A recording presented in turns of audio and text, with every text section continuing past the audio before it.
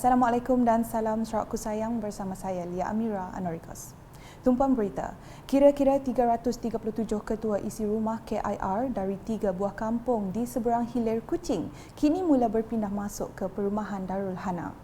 Premier Sarawak Datuk Petinggi Tan Sri Dr. Abang Abdul Rahman Zohari Tun Datuk Abang Openg hadir bagi menyempurnakan penyerahan surat hak milik tanah, kunci rumah dan dana pampasan kepada kumpulan pertama melibatkan penduduk dari Kampung Panglima Seman, Kampung Semarang dan Kampung Pulo pada Sabtu. Ikuti laporan wartawan kami yang membuat liputan. Dalam Sarawakku sayang, bersama saya Fatin Syairah Rosdi yang kini berada di kejiranan Darul Hana bagi menyempurnakan majlis penyerahan surat hak milik tanah, kunci rumah dan dana pampasan kepada 3 penduduk kampung yang akan berpindah di sini. Untuk makluman, projek perumahan Darul Hana ini merupakan yang pertama menggunakan meter pintar dengan program pembaharuan bandar di Sarawak telah mula diterapkan yang berkonsepkan bandar pintar mengikut keperluan setempat dengan menekankan penggunaan teknologi digital bagi tujuan pengurusan persekitaran yang lebih cekap dan bersepadu. Penyediaan infrastruktur asas ini yang mempunyai 8 fasa adalah untuk masyarakat perkampungan seberang hilir yang melibatkan 13 buah kampung bermula dari Kampung Boyan sehingga ke Kampung Bintawak Batu. Fasa pertama projek perumahan Darul Hana ini yang dibiayai Kerajaan Sarawak dengan kos RM200 juta di Petrajaya telah mula dibina pada tahun 2017 dan siap sepenuhnya pada tahun 2021 melibatkan 556 unit rumah yang mempunyai kawasan Blok 2A 78 unit iaitu rumah berkembar dan Blok 1A 478 unit iaitu rumah teres 1 dan 2 tingkat. Kita menyaksikan penyerahan kawasan Blok 1A untuk masyarakat kita di Kampung Semarang dan Kampung Semarang yang akan dipindah di kawasan Darul Hana. Ini adalah pemilihan yang pertama dan kita adalah mempunyai 6 blok lagi untuk kita bangunkan. Ia akan meliputi core family iaitu keluarga ketua isi rumah di seluruh kampung sini Kampung Sekolah. Dan ini adalah satu pendekatan kita untuk menaik taraf pembangunan kita di dalam bandar urban renewal. Dan selepas kita membangunkan ini, kita juga akan membangun untuk keluarga tambahan kena ada extended family. Dan ini kita bangunkan di kawasan Bedaun dekat Sungai Sentubung di Jumatan. Sekian sahaja laporan saya Fatin Syahirah Rosdi bersama juru video Firdaus Matran. Salam UKAS. Sementara itu, wartawan UKAS sempat menemu bual beberapa penduduk Darul Hana yang menerima kunci rumah mereka. Rata-rata mereka menzahirkan rasa syukur kerana akhirnya dapat berpindah ke rumah baru.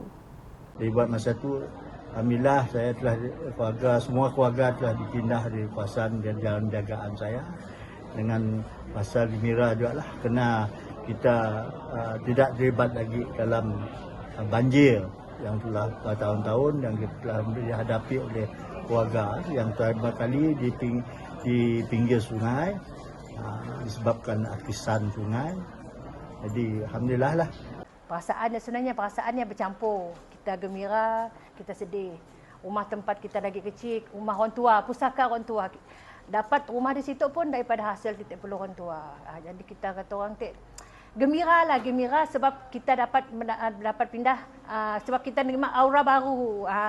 Kira macam kata orang pada awal hijrah, kata orang dah kira awal hijrah lah kita berpindah ke fasa yang baru. Jadi memang gembira tapi dalam hati juga kita bersedih. Sedih sebab rumah lama ditinggal. Rumah lama kita bingung bila hari hujan banjir, bila air pasang besarnya banjir, rumah kita berdekatan. Kadang-kadang berlaku kebakaran kelak kita takut juga rumah kita termasuk sama. Jadi bila kita dah pindah Benda yang insya-Allah kita dapat, kata orang, dapat mengurangkan risiko kita. Macam jalan duduk di rumah, duduk jalan yang sempit. Kena itu alhamdulillah syukur kita si perlu nak berselisih dengan orang jalan lurus saja, si perlu apa nak, semuanya dah kira nikmat yang nang udah baguslah, dah terbaiklah, kata orang lah. Kira lah. Terima kasih kerja negeri Sapayah rumah kami tu. Dalam majlis sama, Datuk Petinggi Tan Sri Abang Suhari telah merasmikan Surau Darul Hana Blok 1A yang diberi nama Surau Darul Hijrah. Pembinaan surau tersebut merupakan projek pusat ibadat yang kedua dibina di kawasan Darul Hana selepas pembinaan Masjid Darul Hana pada tahun 2016.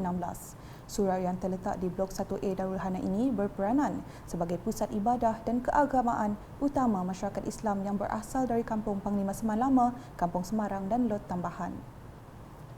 Laporan seterusnya, Persidangan Antarabangsa Responsible Tourism and Hospitality ICRTH edisi kedua bakal diadakan di UCSI Hotel Kuching pada 1 hingga 3 September 2022. Menteri Pelancongan, Industri Kreatif dan Seni Persembahan Datuk Seri Abdul Karim Rahman Hamzah berkata, bertemakan Mobilizing Responsible Tourism into Actions towards Economic Prosperity, Society Cultural Inclusivity and Environmental Sustainability, persidangan antarabangsa itu bertujuan mempertingkatkan pengetahuan dan amalan pelancongan yang bertanggungjawab untuk kelestarian pembangunan. Jelasnya, ia adalah satu acara yang menghimpunkan pihak berkepentingan pelancongan dan hospitality bersama berkongsi idea dan sumber untuk meningkatkan hubungan dan kerjasama.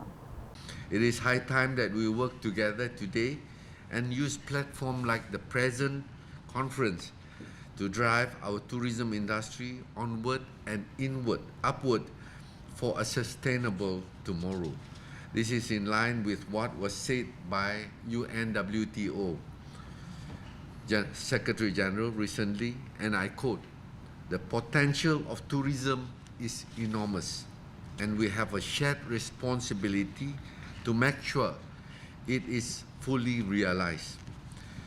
UNWTO calls on everyone from tourism workers to tourists themselves, as well as small business, large corporations, and government to reflect and rethink what we do and how we do it. Beliau berkata demikian pada sidang media ICRTH 2022 di bangunan Baitul Makmur 2 pada Jumaat. Datuk Seri Abdul Karim menambah, ia juga menunjukkan hasrat tinggi pihaknya untuk menyertai komuniti pelancongan global dalam menyokong matlamat pembangunan mampan dalam konteks tempatan. Ujarnya lagi, persidangan ICRTH kali ini menjangkakan seramai 200 delegasi menyertai secara fizikal dan lebih 1,000 secara dalam talian. Paparan seterusnya di Miri.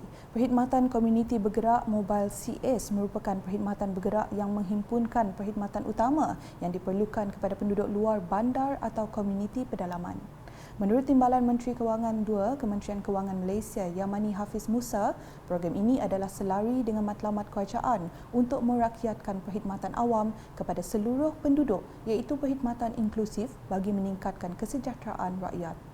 Jelasnya dalam temu bual bersama Radio RTM Miri di Dewan Masyarakat Peluru Bakong pada Khamis, antara agensi yang terlibat dalam memberikan perkhidmatan kepada masyarakat semasa program Mobile CS ini ialah Jabatan Pendaftaran Negara Negeri Sarawak, Jabatan Pengangkutan Jalan Negeri Sarawak, Jabatan Kebajikan Masyarakat dan beberapa lagi agensi lain.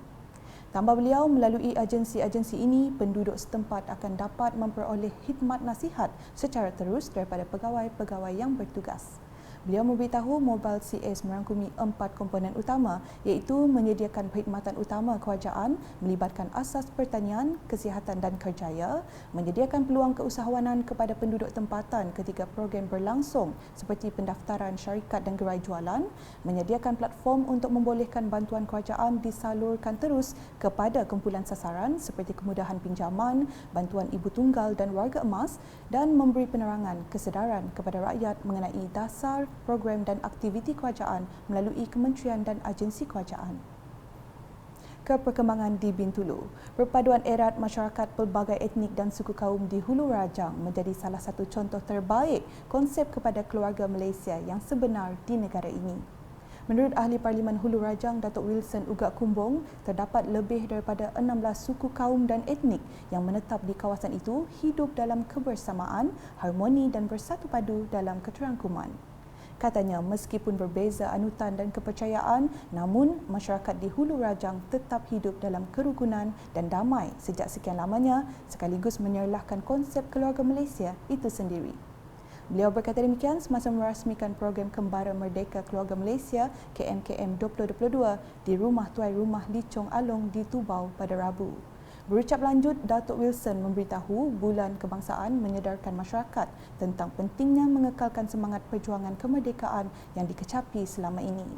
Tambahnya, semangat patriotisme menjadi sebahagian daripada nilai murni dan jika ia dapat dijiwai dan diamalkan dengan sebaik mungkin, ia dapat menyumbang ke arah generasi berhemah tinggi dan berakhlak mulia. Manakala di Semarahan, program pendidikan literasi fungsian dewasa LEADS yang dilaksana oleh Jabatan Kemajuan Masyarakat KEMAS sejak tahun 2010 sangat penting dan diperlukan dalam kalangan masyarakat.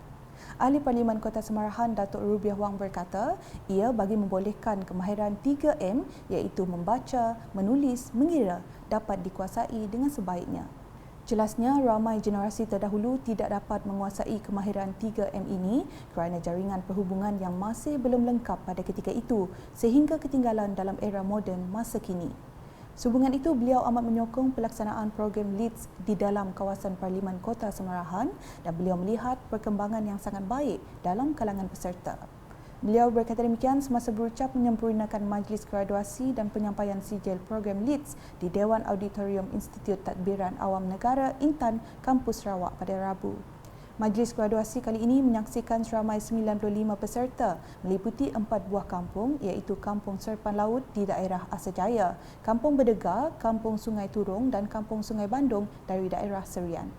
Program LEADS yang bertujuan meningkatkan tahap literasi dalam kalangan masyarakat khususnya golongan dewasa yang tercicir daripada mendapat didikan peringkat asas ini dilaksanakan selama 3 bulan dengan 3 sesi kelas seminggu beserta tenaga pengajar yang disediakan oleh pihak KEMAS. Berikutnya di Selangau, rumah jungan batu 36 Tamin yang musnah dalam kebakaran berlaku pada Selasa lepas menerima pelbagai bentuk bantuan daripada agensi, badan bukan kerajaan NGO dan individu. Ahli Dewan Undangan Negeri Tamin Insinyur Christopher Gira Sambang berkata, kerajaan negeri akan membantu rumah panjang dalam proses pembinaan rumah panjang baru melalui peruntukan tabung amanah bencana negeri atau bantuan ihsan kebakaran dengan peruntukan sebanyak RM70,000 setiap pintu. Jadi aku datang hari itu mai mata duit hari pusat peruntukan hari pusat hemat. Aku main letiah ke pintu bilik kita hanya 33 pintu. Aku bisa main 33,000. Kemudiannya bisa peruntukan berdebreak Datuk Joseph Salang. Engau Joseph Salang bisa 5,000 cash. Kemudiannya engau Marilyn Gani, anak Peter Gani itu bisa beri 5,000. Jadi semua duit kebaik hari itu 43,000 43,000 cash Jadi pelabak aku bisa gua buka yang tambah yang jadi pada ke 3 itu 43,000 jadi duit tu kena kita ngadu ke utai ke patut gaduh ke kita. Selain itu, jumlah bantuan yang telah dikumpul adalah lebih kurang RM200,000 sumbangan daripada ahli-ahli Parti Rakyat Sarawak PRS termasuk wang tunai dan juga melalui projek kecil luar bandar MRP yang akan dimasukkan ke dalam akaun Jawatan Kuasa Kemajuan dan Keselamatan Kampung JKKK. Christopher Gira dalam pada itu berharap peruntukan tersebut dapat meringankan beban penduduk terutamanya dalam pembinaan rumah sementara. Dalam pada itu, mangsa-mangsa kebakaran kini ditempatkan di penempatan sementara di Gereja Maria Indai Eucharistia, Batu 36 Tamin, Selangau. Di Bintulu pula, disiplin diri yang tinggi dan tidak berputus asa walaupun persekitarannya mencabar telah menjadikan seorang pelajar itu berjaya mencapai kejayaan. Ahli Dewan Undangan Negeri Tanjung Batu, Johnny Pang Leong Ming berkata, kegigihan yang telah ditunjukkan membuatkan pelajar mencapai kejayaan dan sewajarnya mendapat pengiktirafan. This incentive is not just a monetary material reward, it is also a mental encouragement and an affirmation for the upcoming students who will be sitting for SPA. Beliau berucap dalam majlis penyerahan insentif pelajar cemerlang SMK Bandar Bintulu di Dewan Teratai SMK Bandar Bintulu pada Khamis. Ujarnya lagi, beliau berharap pelajar yang berjaya melanjutkan pengajian di universiti akan keluar dengan kejayaan dan menjadi pemimpin masa depan yang menyumbang kepada masyarakat di Sarawak dan Malaysia amnya. Sekian edisi malam bersama saya Lia Amira. Berita lebih lanjut boleh didapati di semua platform media sosial UKAS termasuk portal ukas.sarawak.gov.my dan UKAS Channel di YouTube. #menyebar fakta, salam UKAS.